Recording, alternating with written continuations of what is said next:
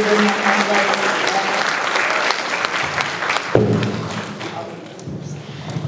All right, so let's compose ourselves. So let's get into the light. We're going to start the Q&A, but first I just want to say thank you again for making such a wonderful film. Can we give Kenneth Eng a round of applause?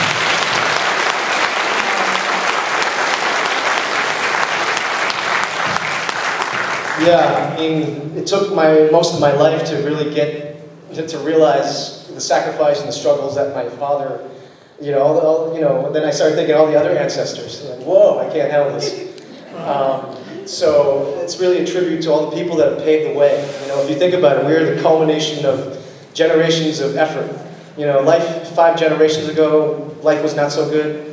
The generation after, life was a little better. So forth until we are here now where we are.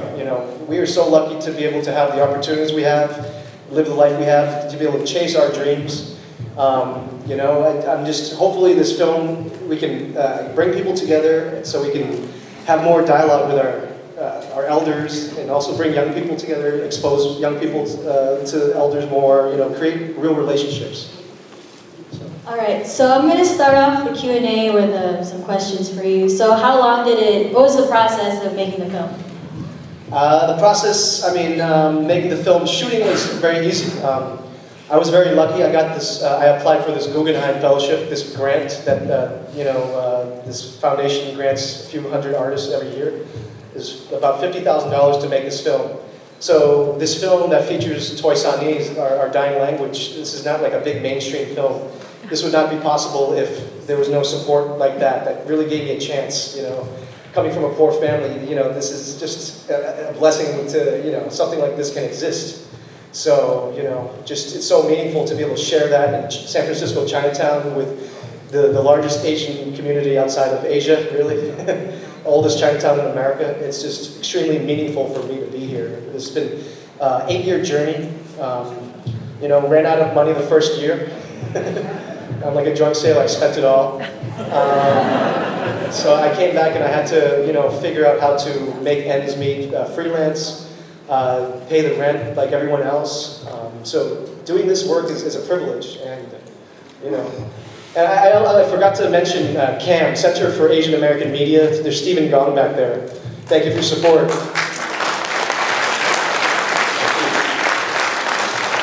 I also want to thank Leland Wong up here. He's helping us organize the reception today at New Lunting Cafe, which is just a few steps away.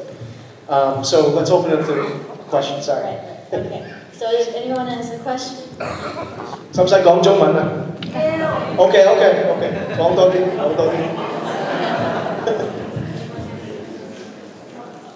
How many houses in your village? In village, I would say there's about 35 to 40 houses.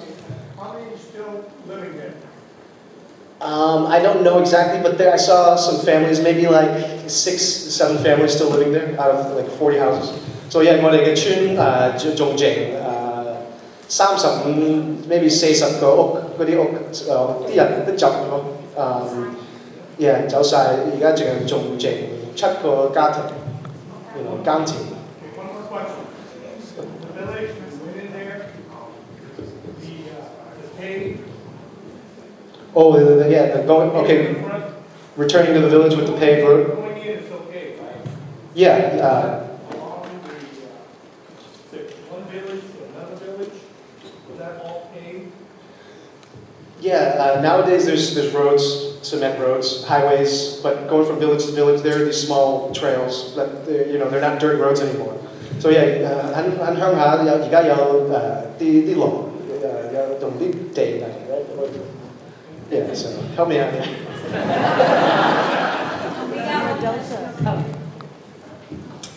Hi, so I love the movie, and I thought it was beautifully done, and the cinematography was really stunning. Actually, I wanted to say that.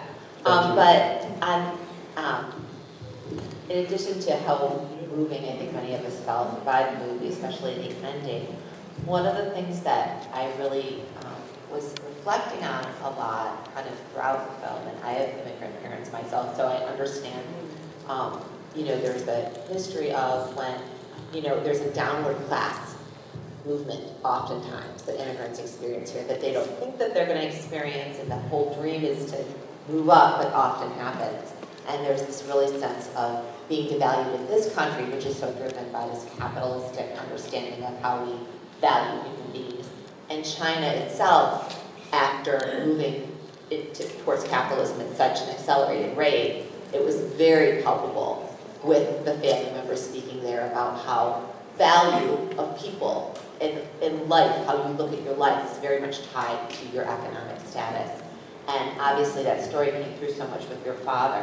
So I was wondering if going into making the film, or even now reflecting upon it, if you were kind of thinking about that and having an economic critique in terms of the way that people view their lives and value their lives and think about the struggles that they've gone through, or if that's something that kind of came through after the fact. I was just wondering how much of it was sort of conceived, as you were thinking about it and making it.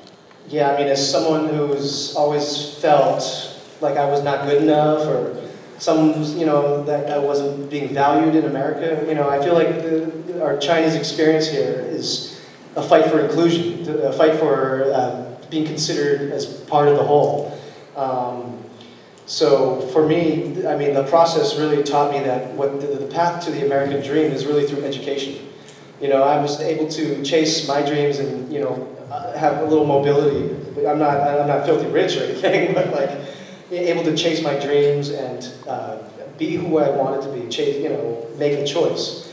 And I think that's really, really where it's at. But I think it was also through the process that I learned that. And getting my father to speak, because people of that generation, they don't open up, they don't share how they feel. 啲老人家佢哋唔會講嘢，佢哋成日喺入邊keep help me out. But yeah, so I don't know if I'm answering it properly, but yeah. Yes. I didn't get a chance to speak earlier, but I can't speak Chinese to some degree. So 我都識講中文，我係竹升嘅。我頭先都係同你講，我係喺唐人埠大嘅。但係點解我係同阿 Ken 合作咧？係因為我都見到佢呢個電影，令到我自己好感動。係咯，所以我哋合作咧係因為想我哋個個知道我哋啲父母好偉大。同埋都有想一個機會可以有心同佢哋傾偈，因為我好似啲父母想我哋細路仔咧個個好成功，有事業成功。倒翻轉頭，我哋而家有事業成功啦，我哋都喜歡我哋啲父母可以開心，係咪？同埋享福。但係咧好多時咧，我哋係由細個同我哋啲媽咪爹哋接觸咧，係永遠唔可以分開。永遠媽咪都會見到我哋好似做係細路女咁樣，因為細路仔。但係我哋已經都成人㗎啦，所以我哋都係想希望我哋啲父母可以合作，同我哋一齊拍檔，唔係話媽咪同細路仔傾偈，但係大家大人尊重對方。咁樣到時佢哋大年紀啦，我哋見到佢哋老，我哋都好傷心，因為我哋都想希望我哋可以幫助我哋啲父母大年紀。我諗因為我係做護士，所以咧我對呢樣嘢特別見識咗多啲。好似有時我哋覺得，如果我哋多啲傾偈，同我哋啲父母留心，同佢哋真係講心事咧，我哋都會可以認識佢哋生活中所需要啲乜嘢。好似有時咧，我哋或者啲父母都唔想連累我哋，知道我哋好忙，所以唔想話打電話騷擾我哋。但係我哋做兒女咧，都應該知道，唔係話我哋啲媽咪唔掛住我哋，我哋都要打個電話俾佢問下佢。有時或者我哋陪佢食下飯，係我哋第一次會見到佢哋係咪行得唔係好方便啊，或者佢睇嘢唔係幾清楚。咁我哋都要幫助我哋啲父母提脫佢哋，或者戴眼鏡。或者要聽耳聾機，但係呢樣嘢係對腦嗰方面咧係好正常過去日子，所以我哋有小朋細路仔嗰陣時，佢哋有支持我哋，咁佢哋而家老啦，我哋都要支持翻佢哋。So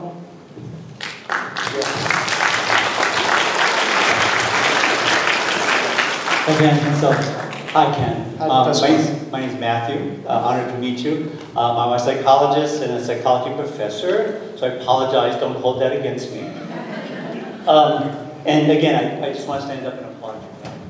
For you and your brother and your father, and actually your mother, who we just met so briefly, but she's so important to this work. That piece where your father opens up and just starts crying, I'm still recovering from that whole piece, because whatever preceded that was like your father describing things, and all of a sudden, boom, here's this additional. I'm glad I have time with you later, by the way, in the cafe, so we'll talk more, but I had some questions. There are a couple of points. At the beginning, you said you had this, kind of grew up with this self-hatred. So I think there's this piece is imperative for you and understanding yourself, so there's that part. There were two parts when your father was talking to his father, and it was being filmed sort of from afar. I kind of sensed that it was a little bit awkward, but he wanted to say something, but for the camera, he said something publicly, but not necessarily privately. Also a place where you were on the balcony, I think, sort of with your father, and he was describing something, you got teary as well. And I thought, my gosh, there must be so much going on between you and he throughout the filming of the film. I'd almost want another film focusing on yourself, you know what I mean? Like, what are you experiencing at that same time? So my question somewhere in there is, how was the relationship, how was it before the filming, and how is it now with you, your father, your mother, family, and your feelings about self? Yeah, somewhere there's a question, I apologize. That's okay. Yeah, one of my biggest regrets is not having my mom in it more. I mean, we could only afford so much, and that was the only way I could, talk about mental health in our aging community, and I'm just really, making this film has allowed me, the chance to, find myself. It's allowed me to learn to love who I am and embrace, come to terms who I am. And I feel like if you learn to love who you are, you can spread love easier and love others. And that's what I sort of felt. And you can see during the film, I didn't really want to be in the film. I was sort of embarrassed. I'm not photogenic, I feel. So I told my cameraman, don't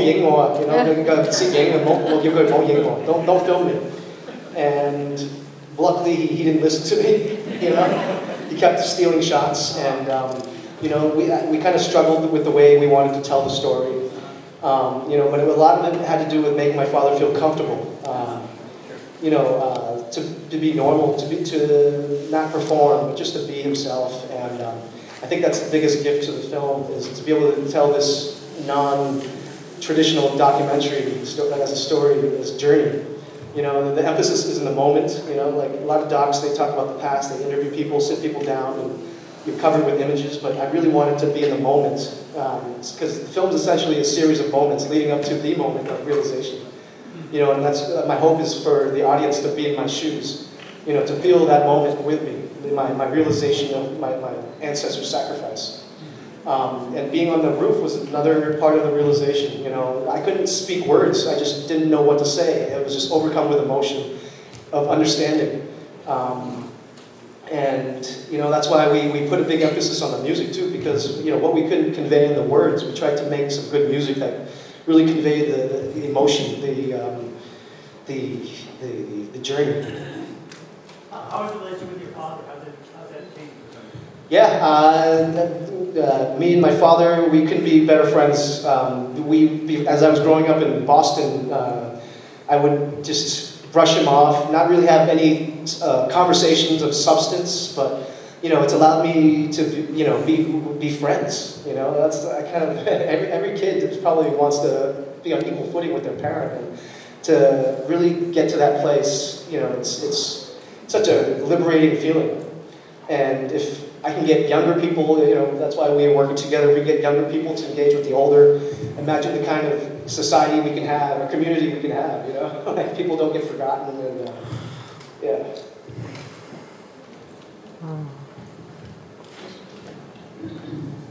I'll be in the boat.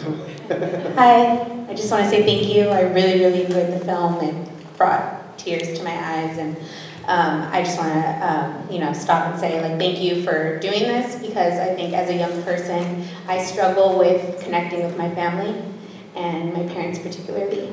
And so I'm just wondering, how did you get to this place of being able to construct, using that feeling, that emotion, that rage, that anger towards your family, and kind of using it as a way to inspire yourself to do this?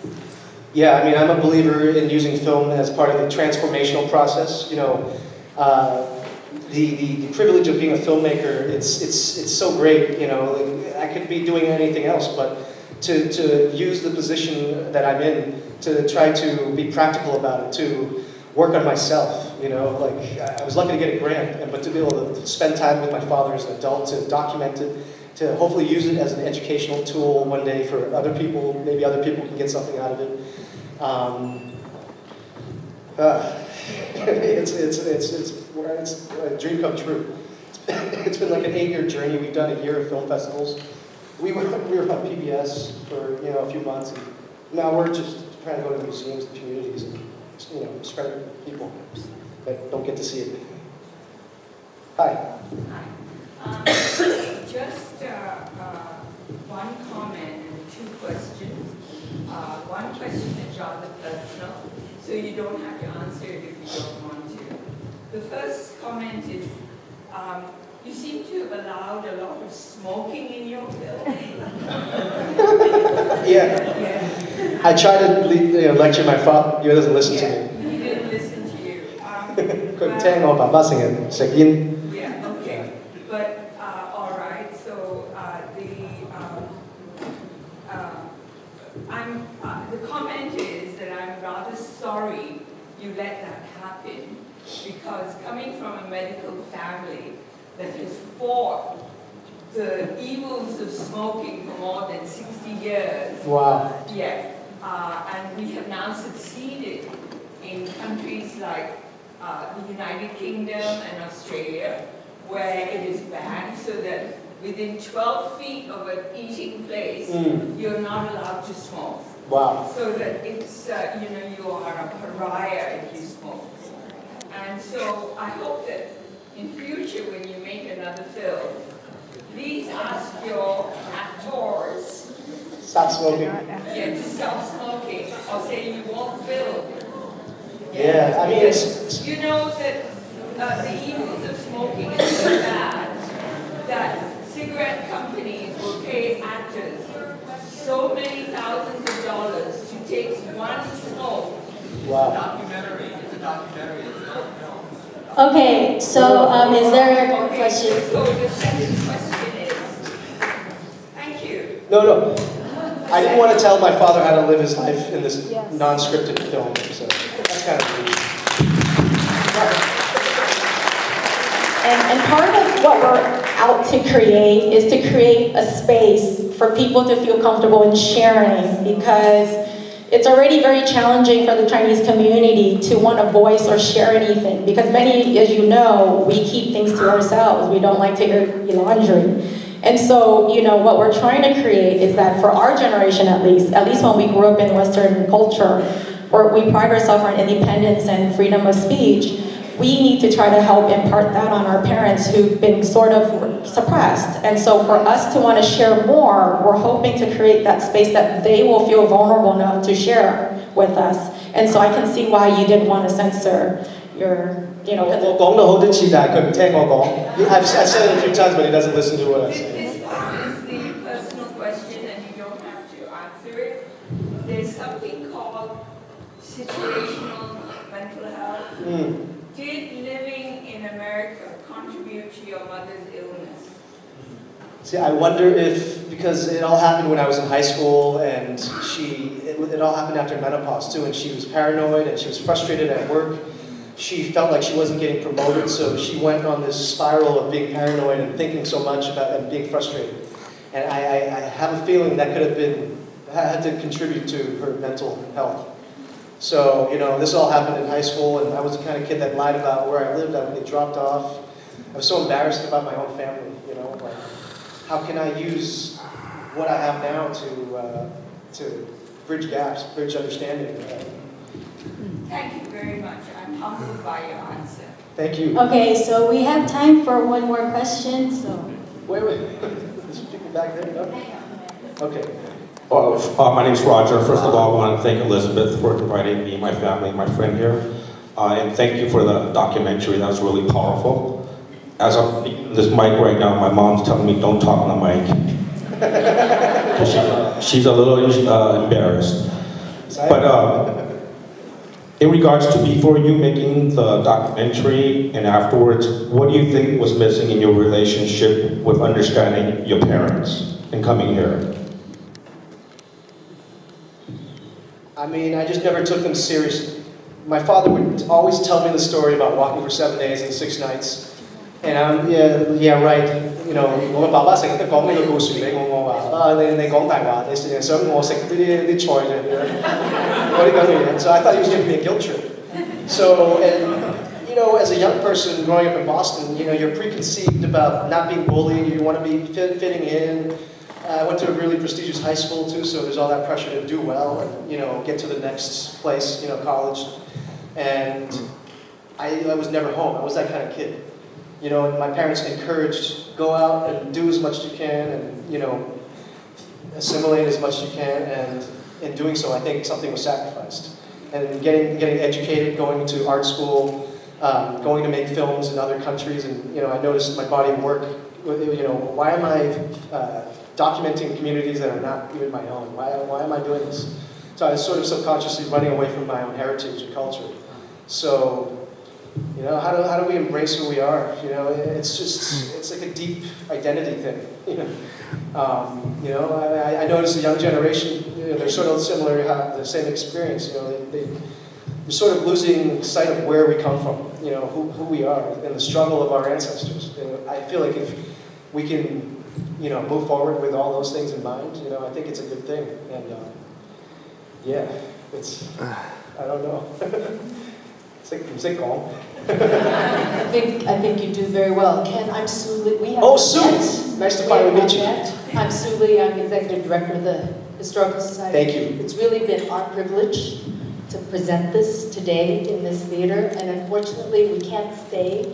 We have to clear out the theater. We should own it, but we don't. We need more venues like this to have opportunities to have conversations Yeah, I want to with thank artists Paul. like Ken. And so he'll be here, we're going up to Sun Lanting. So thank you very, very much for spending your Saturday afternoon with us. We want to continue having these kinds of programs and engaging all of you in conversation and moving our history forward. Thank you. Thank you. I also want to point out